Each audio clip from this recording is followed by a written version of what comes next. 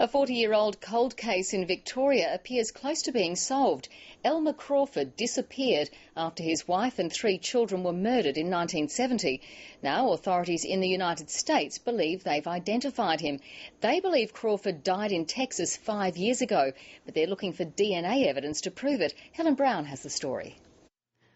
For 4 decades, Victorian police have been looking for Elmer Crawford. He disappeared the day police found the bodies of his wife and 3 children in a car dumped in a Victorian seaside gorge. Now they think they've found him in a morgue in Texas.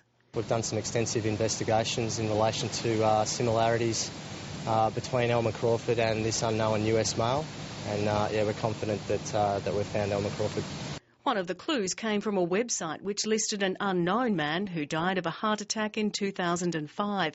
Police say he had 4 kinds of identification and had deliberately damaged his fingerprints. It looks like they've been sort of purposely rubbed off, sort of giving the impression that the person was trying to avoid identification.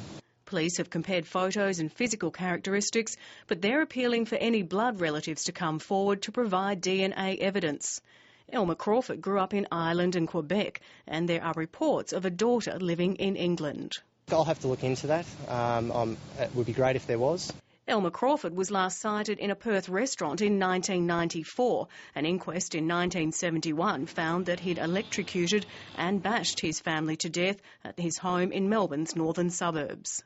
When it was discovered that he'd gone back to their house to clean up all the blood and everything, I thought, well, yeah, he must have done it. Victorian detectives have been working with US authorities for around 18 months to try and identify the dead man, saying investigations of this nature are time-consuming. Police say exhuming the body of one of the murdered children is a last resort. Helen Brown, ABC News, Melbourne.